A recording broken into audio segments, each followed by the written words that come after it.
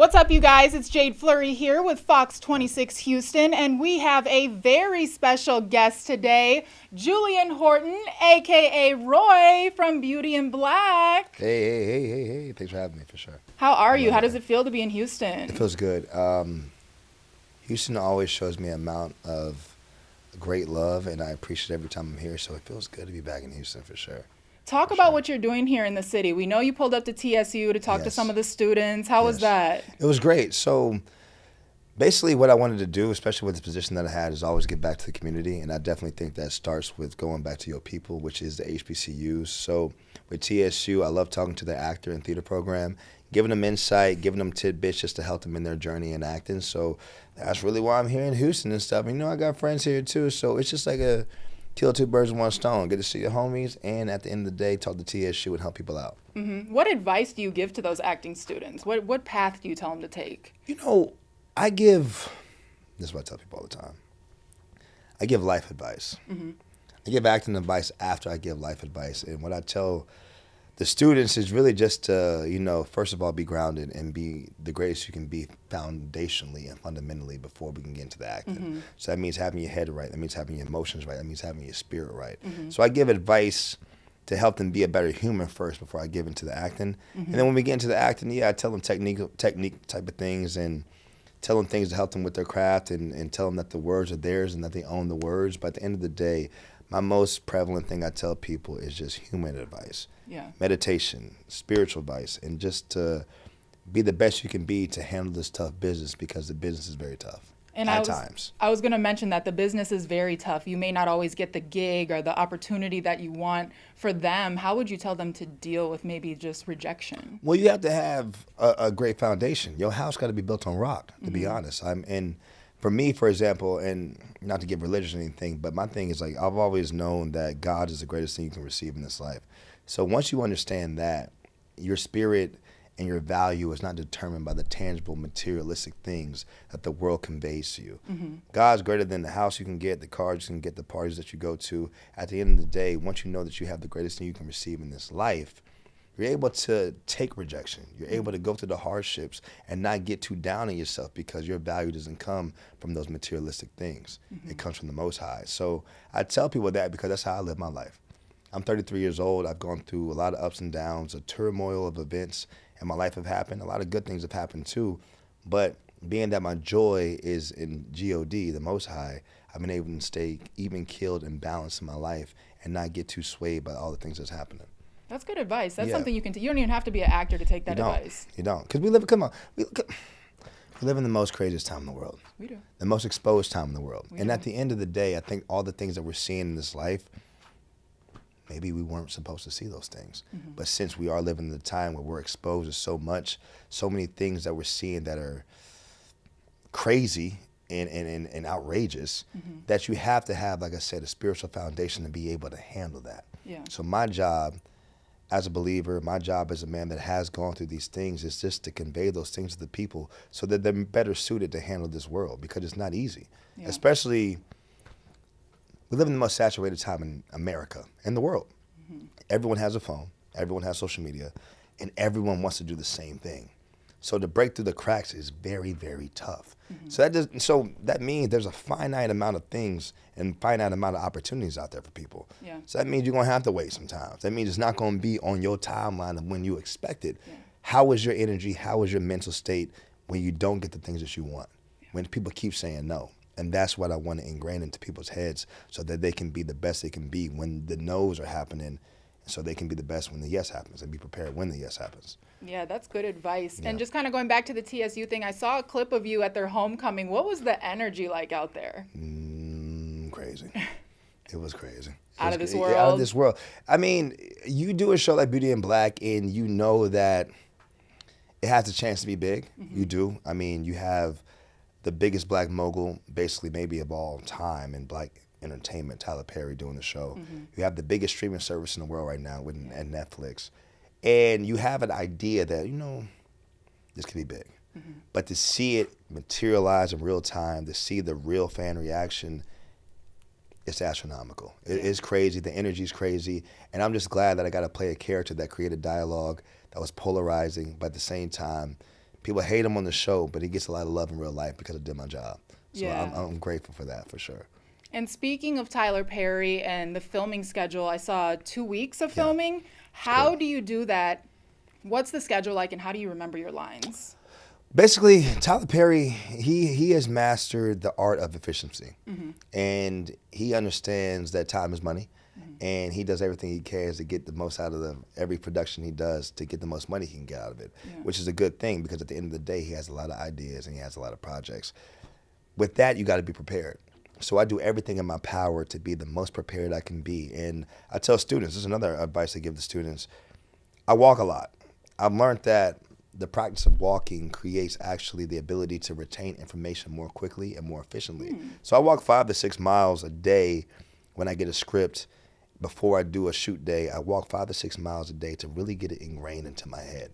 Because at the end of the day, I know Tyler films fast. So you have to have it ingrained in your spirit to be able to adapt and go on the fly to his directions if he needs redirection. So you know the character, you know your lines, and at the end of the day, I just do everything I can to really retain the information as best as possible, and that's walking, really knowing my character, and then when the camera rolls, I can really just play with it and do what I got to do to make the best possible thing happen. Yeah, and when you do these takes, how many does it take you? Or is it just one and done? You got to get it the first time. Tyler is a maximum He's not playing around. 3 to 4 take guy. And when we have group setting scenes, like there's times in Beauty and Black where we have like 7-person, 8-person characters in the scene. We might do that a couple of times because we got to get a lot of more coverage than we usually do. But if it's a 2-person scene, like we're doing a scene right now, me and you, shoot, it might take 1 or 2 times. Okay. 1 or 2 times quick. But as I said, you got to be prepared for it because at the end of the day, it's fast. Yeah. Definitely fast.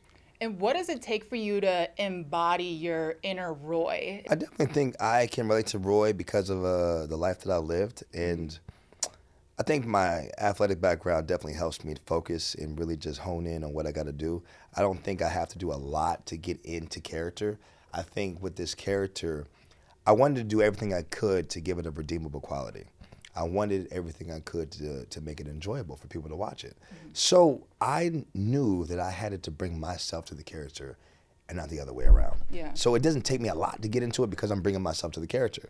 So when I got to do vicious scenes and when I got to do crazy scenes, I just really just do it. I really just do it. I think that by the grace of God, he's allowed me to go through a lot of things in my life, a spectrum of emotions. And the great thing about being an actor, everything that you do, it's not in vain now. All the things that you went through, all the things and all the hardships that you had, it's not in vain. And the anxiety, the depression, the fear, the hard times, those elements of the character can be arose because I went through those things. And now it's not in vain because I went through those things. And then I bring it up, do the character. If a scene asks me to do something, it's easy to do it because I already went through it in real life. Yeah. I just bring myself to the character for sure. So when you get to set, do you have to prep yourself, or when you get there, you're on go? I'm on go. I'm on go. I listen to Leon Thomas. I listen to my favorite song at the time. I be chilling, and then I get a little knock at the door. I'm ready for you, and I just do my thing. My thing is just being prepared for them lines. Yeah. Being prepared for them lines, because I'm already. I possess a lot of energy. You got the energy. I possess a lot of energy already. So it doesn't take much to get me going. And at the end of the day, all I got to do is be prepared to know my lines. Because sometimes there is a lot of lines. But once I know the lines, it is what it is. Whatever happens, happens. And I'm ready to do what I got to do. How many times do you recite them? Or as many times as you can before show day? I think I do it like at least 1,000 times. Wow. Maybe I'm boosting. Not 1,000. But, but hundreds? Hundreds. Like, there's a Publix near my crib, right? And it's a big parking lot. I walk at least, like I said, 5 to 6 miles. 5 to 6 miles is going to take you about 2 hours. 2 hours. So you do this, let's say you got 3 scenes the next day. I do those 3 scenes for the next 2 hours. And like I said, the walking retains information too, so you're getting it quicker. But now, you're creating and thinking of other possibilities of what you can do with this scene. Now it's like, okay, what if I did that instead? That'd be kind of crazy if I did that. So now you're creating like more dope things and more of an essence you can bring to the scene and things. And that's why if you've seen season 2, there's certain parts in there that are like, you saw the script compared to what really happened, it's like, yo, that's kind of different, whatever. But those are the preparation I was doing in that public parking lot, thinking of different ways I could make this scene even crazier than it already is. So are you allowed to ad-lib at all, or kind of do your own things or your own motions when you're on set? You definitely got to can. stick to the script? Tyler knows his people, and he knows what people can ad-lib, and I'm one of them. Okay. Because he knows Roy's a little bit of an outrageous character already. He's polarizing, he's outrageous, and he knows the energy, especially of me. And knows I like ad-libbing and like improvising, so he lets me rock. Tyler lets me rock. Okay. And sometimes I get a little too crazy. He's like, hey, chill. But Tone it down. most of the time, if I have an idea or if I want to do something, he lets me rock. And that's why I rock with him so much, because he's such a collaborative director. And he knows what gets the people going. Tyler's been doing this for a long time. And he knows what plots get the people going. He knows the shock value to convey to the world to get the people going. So he understands that, okay, if he's doing something to make people talk even more and to create even more dialogue, let him rock. Nice. And that's what he does, for sure. And That's I love so it. awesome to hear. He's so supportive. He's and so just supportive. Lets you be you. He's so and supportive. Lets you be Roy. He gives me lines sometimes that are outrageous. And lines that people recite to this day. So at the end of the day, I definitely appreciate Tyler, because he really knows that it's a team effort, and he lets me do what I got to do. And is he on set every single time? Every single time. Okay. Every single time. Was that ever intimidating? He's like the Godfather walking in. Yeah. You know, he's really reverent. He's 6'6". He's a big body, and just like a guy that you know has done a lot, and you respect him because he's done so much. And he's just great to work for, though, because at the end of the day, he definitely demands reverence, but at the same time, like I said, he believes in God. He wants everyone to have a great foundation going to set. He wants you to be the best you can be, because at the end of the day, he is going to ask you to work, but he knows if you can be the best you can be, we got a chance to have the best show we can possibly convey.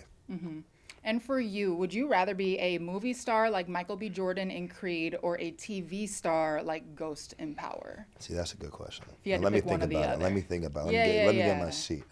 Here, in this present moment, I would have to say TV show, because the opportunity to connect with the culture and the opportunity to connect with social media. And that makes things go. Like I just went to TSU. Everyone's Roy. And it's like, if you do a movie, people see it, but they forget about it. But now the fact that, like, we got season 1 came out October 24th. Season 1 part 2 came out March 6th. Season 2 came out September 11th. You always on people's minds, always, and you get the benefit off that, and then you get to ride that wave off of social media, and now it's like you create fans and fandom for who you are. So you get to do that a little bit more with a TV show, a hit TV show. So right now, at this current state of events, I would definitely say a TV show, but I'm definitely want to be a movie star too, though. Yeah, don't count yourself out of the movies. Nah, I want to be a movie star. I love being a movie star, but at the end of the day, Beauty and Black is different. It's definitely different. These things right here run the world. Telephones. These things right here run the world. You wake up in the morning, before even people pray to God, they're on his phone. This is true. Not me, though. But at the same time, it's even after I pray, sometimes like, where that dang phone at? Right. It's like you're ready to go to the phone. Yep. Where's the text messages at? Okay, let me go to TikTok. Let me go to Instagram. Let me go to Twitter. People are glued to this. So to have a show, like I said, to have these reels and have these viral moments happen on the telephone, people are already dispositioned to be like, okay, dang, this is kind of crazy. Let me go watch a show. So like I said, TV show probably in this era for sure. And then just going back to Beauty in Black, there was a stunt where you were thrown out of the window. Yeah. How does that work? Were you actually thrown out of the window? Was that a stunt double? No, that was a stunt double for sure. Would you have been down to do it if they were like, hey? Yes. You would have? Yes. I would have definitely not been playing. Yes, I would have been down to do it. I'm down to do all my stunts. Okay. Because sometimes it's just like, it's probably a safety thing, though. That's why it's a safety thing. And they be on me a lot, and they be like, yo, Julian, you can't do that. You can't go out the window. But it's like, I want to make everything as real as possible, and I look up to Jackie Chan. I look up to Tom Cruise, actors that did all these stunts to make it as real as possible. And I don't think acting's fake. I think acting is just is fiction, and it's you in imaginary circumstances. But you're delivering real emotions. You're delivering real athleticism. You're delivering real physicality. And when I have a scene, I just take pride in that. Yeah. Like I did Black Spartan. I did a football movie. Why would I let someone else do my football stunts and I play football? That's true. You know what I'm saying? No, like it's like a sense of pride that comes with that. Yeah. It's like, yeah, bro, I got you. I can run your route. Why would I let you run my route? Yeah, when you can do it. What did you do? I play high school. I played college in the NFL. You know what I'm saying? So it's like I take pride in that. Like I'm doing my stunts, but sometimes they don't let me do all my stunts though. No. They'll do it while I'm in the trailer or something. I'm thinking I'm like off, and then next thing you know, it's like, yeah, we just filmed your window scene. I'm like, it is what it is. It is what it is. I'm not tripping. And why do you think Beauty in Black resonated with so many people? And did you know that it was going to take off like that? Did you have a feeling, or did you just kind of have to wait and see if the viewers liked it? I had a feeling, like I said, I mean, obviously we have the formula of Tyler Perry. You have Netflix. We have a chance to have an explosive series. You have a chance to. So even when the audition came across my desk, I was like, yo, I got to get this. Because it has the proponents and the components to, be big. Yeah. Why do I think it's so big? Definitely. There's probably a multitude of reasons. There's a lot of multitude of reasons. I think that Tyler Perry does a good job of sharing commonalities of what's going on in the real world with fiction that he's writing. Yeah. I think it's exciting. I think that there's a lot of shock value in it, a lot of drama that gets the people going and people talking, a lot of audacious things has happened. I don't even know if that's a word, but a lot of audacity type things has happened.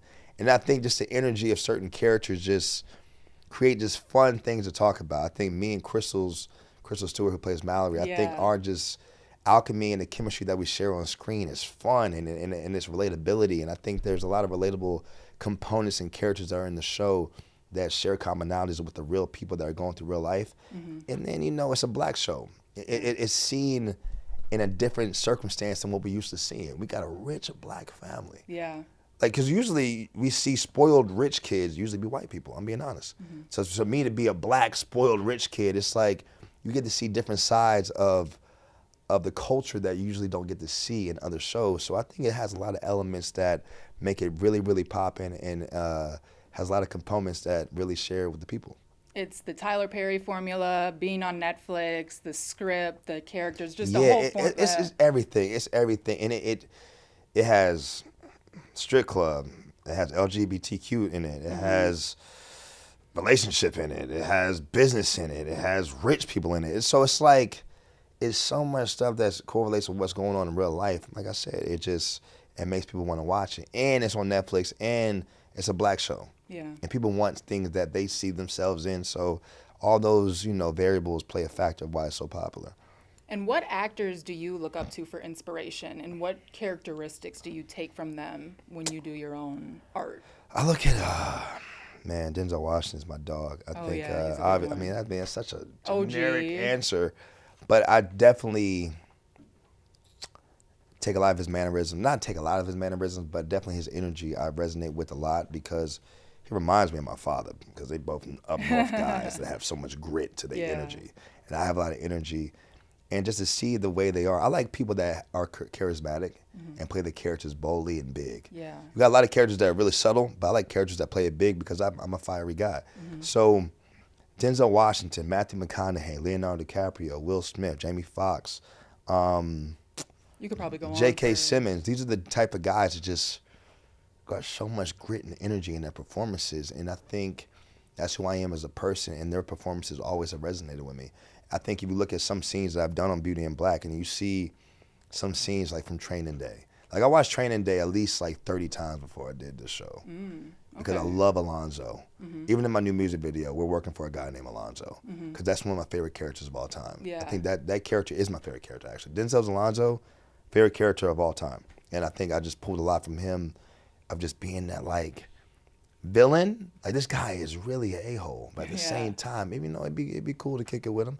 If you give the people that feeling, then you're good and you're doing your thing. For sure. So I definitely say Denzel Washington, and the other actors I named. And switching gears here a little bit, what is the craziest fan request that you've gotten so far? I got a fan request the other day. People wanted me to like take pictures of my feet and my heels. Oh, okay. Are you gonna pay for it? I said, heck no. They did say they're gonna pay for it. They said they want to pay $47.50. Oh. I said, nah. Nah. I ain't doing that. You ain't getting my feet on the internet like that. Nah. Money can't buy your morals. It's just a feet pic, though. I can't do that, man. It's too much. Is your rep on the line? Yeah, my feet? Crazy. What if you saw your feet on the Shade Room? That'd be crazy. Like Roy Bellery gives his foot to the person in Cameo. Nah. Right. I would say one of those things, People are just crazy, period. They ask a lot, and they show a lot. And Do you respond to the DMs? I do respond to DMs. Okay. I do respond to DMs. I do reply as much as I can. I try to do everything I can to be as normal as possible, because I definitely think that you got to honor God's investment. God's given me a lot. I know that. I take pride in that. And I make sure that his name is always exalted because he's given me a lot. So I do everything I can to honor his investment by being as communicative and talking to people as much as I can and making them feel seen as best as they can, because my foundation is strong. I have a strong foundation. I've had a strong foundation since I was a kid. I've noticed and I've learned not everyone's built like me. Not everyone's built like my friends. So you don't understand sometimes and don't know as a person how your impact of just someone replying to you can sway and change someone's energy, someone's soul, someone's mind, someone's heart. These people look up to me. I know that. So I do everything I can to make them feel seen, because I want people to be the best they can possibly be. And I know by the tools and the energy and the gifts that God's given me, it's my job to do that. I didn't get this position to be superior and be like, all right, let me get this position and get it out the way. Nah, you got to give it back to the people. It's about the people. And it's always going to be about the people. And I'm humbly and thankful to God that I got this opportunity now as an older guy in my young 30s instead of doing it at my young 20s, because he's allowed me to be humble. He's allowed me to be grounded, allowed me to have even more of a stronger foundation. And I'm just more equipped to handle this position now compared to if I got it at 25, 24. So I do everything I can to respond to the people, because I know it can help somebody, you know. Engage with the fans. That's it, all the time. Honestly, without them, we're nobody. Come on, man. The fans have definitely turned the show up to a phenomenon that is unlike any other show I've seen in a long time. You know what I'm saying? Because there's only a finite amount of shows that come through entertainment that really connect with people like this. There's not that many. There's a ton of shows that come out right now. Apple TV, Hulu, Amazon Prime, Netflix, HBO Max. There's a ton of shows. They don't connect like that. So to be able to have a show that's good on Netflix and to connect, because the fans doing their thing and making reenactments and doing things, hey, I got to be with the people and do what I got to do to make sure they feel seen every time. And you mentioned that you have a football background. So at this point in your life, would you rather have a Super Bowl winning touchdown or an Oscar for acting? If you had to pick one or the other. I would only take the Super Bowl winning touchdown if it was for the Eagles. Only for them? Yeah, if I was playing for the Eagles. If it was for like the Bills or some stuff, or like the Raiders, who gives a shit? I'm just kidding. But, no, you're good. We'll bleep it out. Good. But I would. I mean, a Super Bowl winning touchdown or Oscar, it's like, damn. The Oscar is the Super Bowl winning touchdown of acting. It is. If you think about it like that. And the thing about it too, it's like there's more people that are going to win a Super Bowl compared to more people that are going to win an Oscar. Oh, I didn't The think about Oscars that. only comes around it's like what, I don't know what year it's on, but you got to think about it. It's only 2 Oscar winners every year. Super Bowl, it can be The whole team. Malcolm Butler got a game-winning interception. It's like somebody always can make a play, and you always have an opportunity to do that because it's 53 people on the team. So I think the chances of winning the Oscar is lower. So I would take the Oscar unless it was for the Philadelphia Eagles. That's his team, if it was for the Philadelphia Eagles, and it was like Julian Horton gets a touchdown, yeah, I would take the Philadelphia Eagles. Okay. That's my squad. That's my squad for sure. So it's like I would take that if it was for the Eagles. But other than that, the Oscar. And what is next in your acting career? Any projects that you're working on? Anything you got lined up? Yeah, I got this movie coming out called The Legends of the Highway. It's a biopic. Okay. I play Harold Newton. It's about the Florida highwaymen. They were painters in the 1960s, actually painting on the highway. Oh, wow. And creating a difference in the community through their paintings. That movie's coming out soon. That's why I got lined up with the acting. And then I got music. Oh, yeah. Talk about the music a little bit. Yeah, so I produce as well. I've been producing my whole life. So all the things I'm doing, people are seeing now. I've been doing my whole life. It's not like, I got into acting. I got acting like... No, I've been acting since I was a kid. I got a lot of siblings. I got a lot of friends. We take that camcorder out. We let our imagination get to going, and we create. Yeah. So all this stuff that you're seeing now, people are seeing now, I've been doing this since I was a kid. My mom got me a piano, the Casio. It had like 244 sounds on it. You can only record 6 sounds total to make a song. That's when I started learning beats and making beats and things of that nature. And that's when I was 7 years old. So all the things I'm doing now is at a high level, but I've been doing it for all my life. So with the music, it does take money. It takes investment. So with the resources and the blessings I've gotten from the show, I poured it into the music and created my own label called TMO Music. You know, the most original is my label, TMO.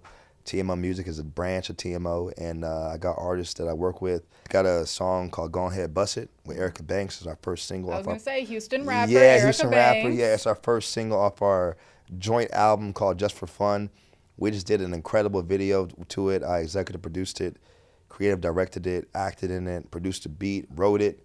Do you ever get on the track, though? Do you ever spit bars, anything like that, or is that not you? You should try it. I feel like you've already tried before. I have. Okay. The thing about it, I can really freestyle. I got bars for real. Hop on a track one time. Just drop something for us, for the fans. Oh wait, I got some stuff out Drop for something sure. I got on like 5 tracks on our album, so it's hot. What do you have to say to the fans, particularly the Houston fans, the Houstonians? I love you. I gotta say I love all the Houston fans. Houston, oh my gosh. Houston, so I get why people come to Houston now. I get why Drake be here and everyone be talking about Houston, because like, I love Atlanta because I live in Atlanta. Houston reminds me like a cousin of Atlanta. You know what I'm saying? People say. Yeah, but Houston just a little bit different. Like, it's just straight love and straight pure fun. And every time I come here, it's just a great time. And I just love Houston. Is it the culture, the energy? The culture, the energy, the love, the like. Because my thing is this. I'll say this. I think per capita, Atlanta is used to seeing people a lot in the streets. Yeah. We Atlanta, Georgia, man. We got everybody. I ain't gonna lie to you. Okay. Like, I'm just being honest. Like Atlanta, But people see you in Atlanta, and I guess people are so used to people that it's just another day at the office. You know what I'm saying? You'll see this person, you'll see like you might see 6 celebrities in one day just by being in Buckhead.